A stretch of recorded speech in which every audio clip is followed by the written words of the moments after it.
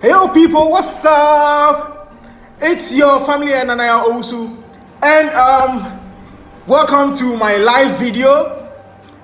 I've missed you guys. It's been about some days now I've not been live.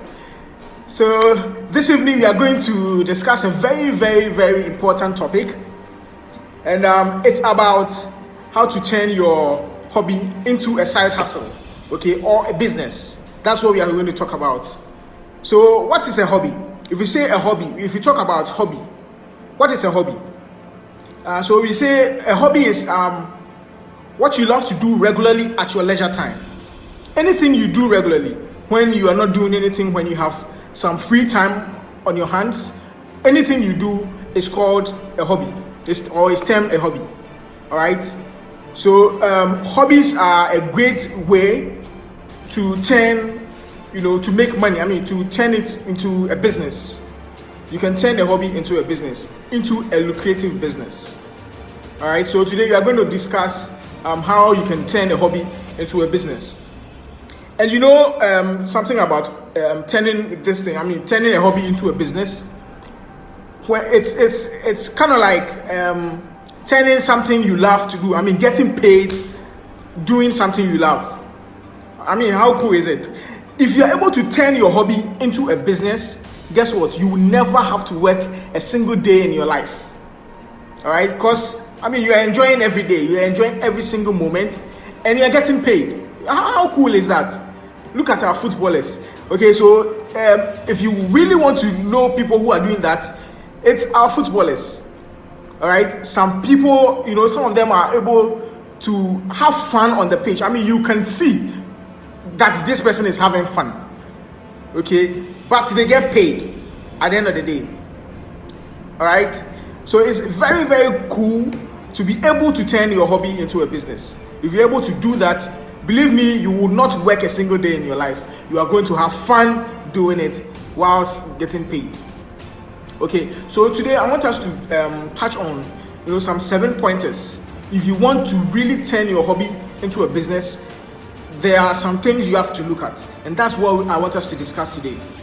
All right, so let's get right into it. When you want to turn a hobby into a business, the first thing you have to do is to examine if your hobby, if there's demand for your hobby. All right, if really there's demand for your hobby, if your hobby will be able to solve real problems. Okay, determine that. There's this concept called the blue ocean and the red ocean in business.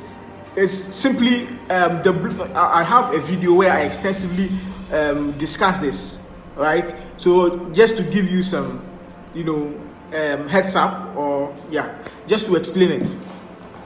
So the blue ocean is any type of business where there's not much attention, where people don't really concentrate. When types of businesses that are not, choked or concentrated. Okay, those types of businesses are blue ocean businesses. We call them blue ocean. And red ocean businesses, on the other hand, are businesses that are saturated, that are choked. All right, everybody wants to, enter into that kind of business. Those businesses are red ocean. In Ghana, we can talk about fashion. Because I'm in the fashion space, I like to talk about fashion a lot. Okay, the fashion business is one business that is choked. A lot of people, a lot of fashion designers come up every single day. So such a business, such an industry would be termed a red ocean, because it is choked. It is packed. Okay, and one business you can term as a red ocean is the beer bars. In my area, the drinking spots are a red ocean. About 5 steps, between every 5 steps you take, you see a beer bar or a spot or a pub somewhere in the corner. Those businesses are red ocean businesses. And even with the red ocean businesses, there are ways you can carve out that's when niching comes in. You can niche your you can have a niche for your product, okay, and that is where you can make money from red oceans or red ocean businesses. Okay, so yeah, find out if your business is solving a problem, if there is demand for your business. If not, if there is no demand, it could be an advantage because it is a blue ocean. You can start, and go about it in a way to get more people on board, to get more people, patronizing whatever you have to offer, whether you are offering goods or services. Okay. The second thing I want us to talk about is, when starting out, you want to give freebies. You want to give your stuff out for free. All right, because this way, people, get to try it and give you feedback.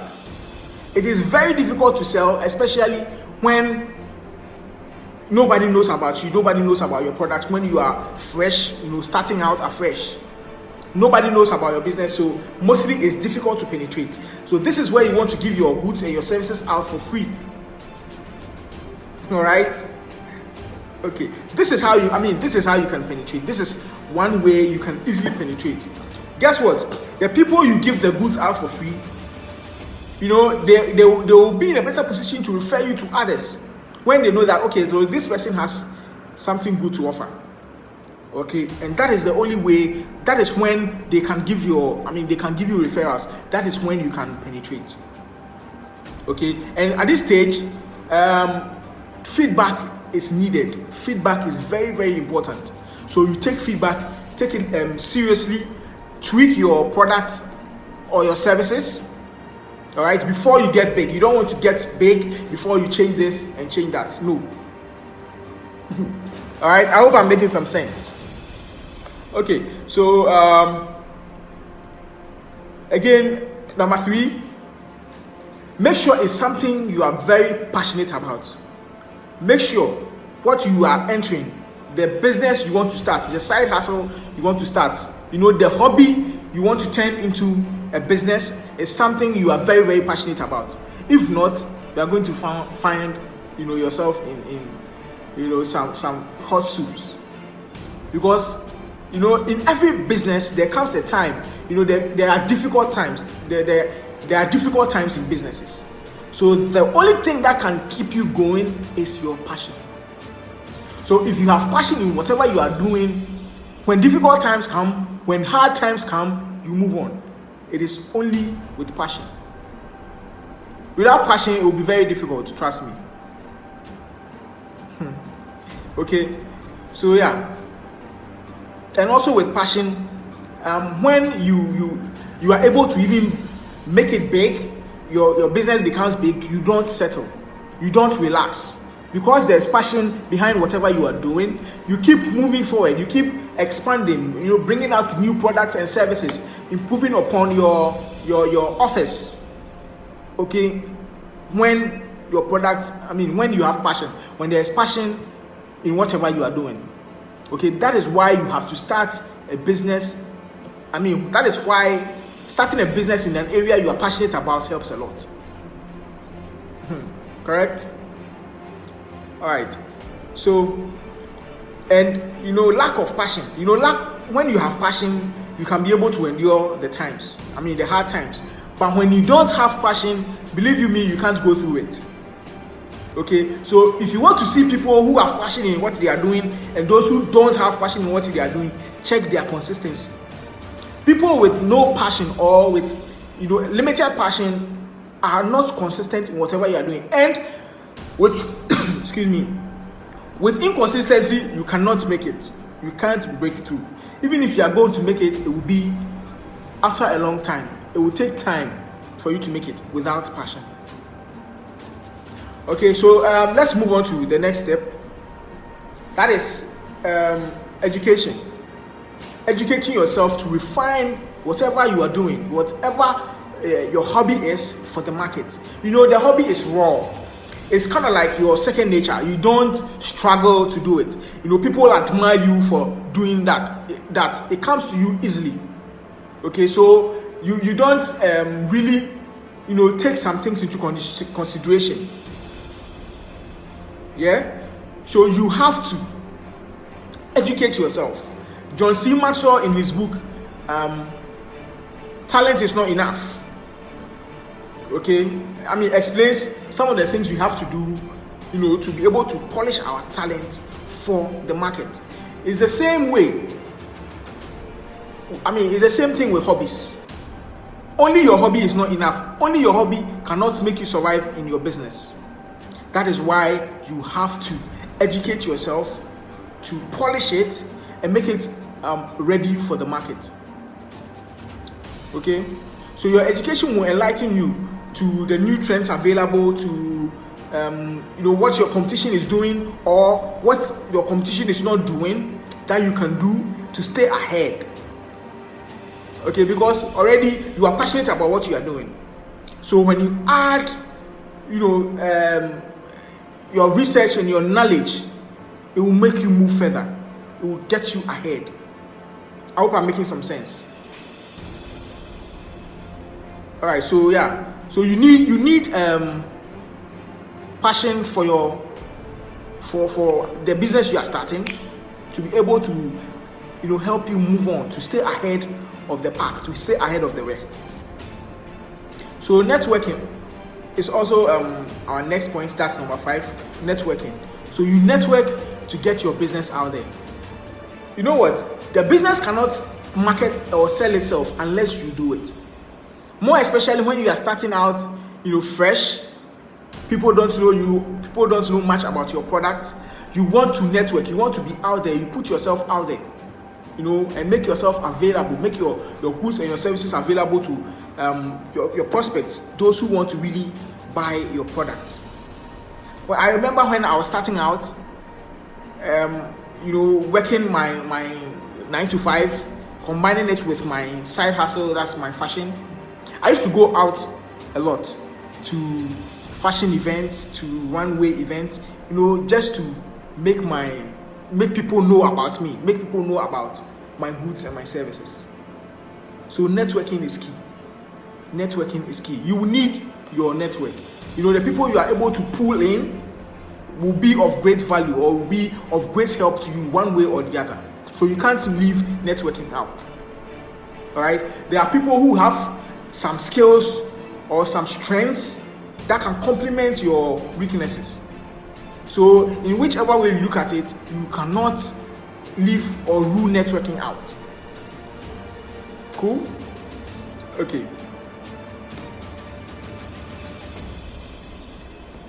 So you form strategic alliances also to get you moving, to get your networking on points, to get people to like whatever you are doing. And also number 6, you set goals.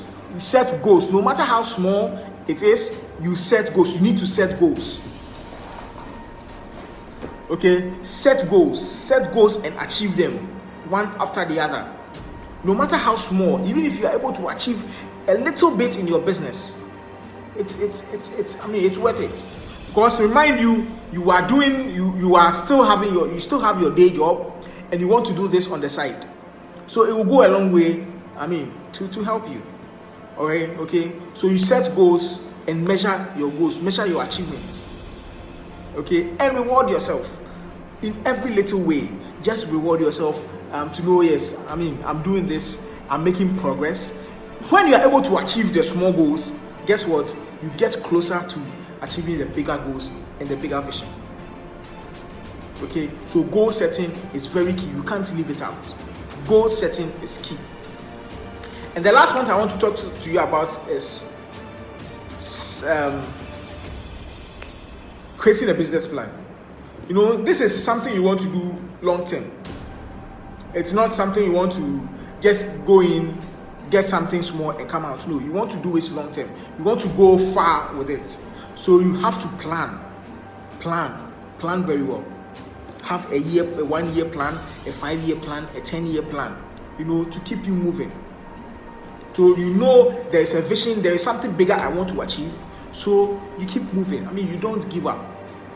When you have a plan, it puts you on your toes. It's, brings you to your senses. Anytime you go away from your plan, you are able to come back to look at it. So this is where I am, and this is where I want to go. This is what I want to do next. Planning is key. So plan. So I want to leave you with this. The Good News Translation Bible. In Luke chapter 14, verse 28, it says, if one of you is planning to build a tower, you sit down first and figure out what it will cost to see if you have enough money to finish the job. That is what the Bible says in Luke chapter 14, verses 28. Alright, so you can't leave planning out. It is very key. Okay, I hope we've learned something. Those are 7 steps we can take when we want to really turn our hobbies into a business. Alright, so it's been me, myself, and I, your family head, Nana Yawusu.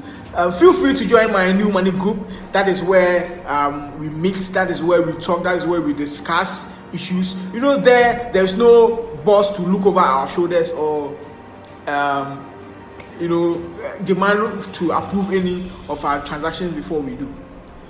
That is where we get to talk about issues. We get to take our life into our own hands and discuss things and make money together and go together and change the narrative of the African child. Okay, so do well to join the new money group. And don't forget to like, comment, and share this post. You could be doing someone a disservice by just not sharing. So let us share and let us move on. It's been me, myself, and I once again. Till I come your way again, it's peace out.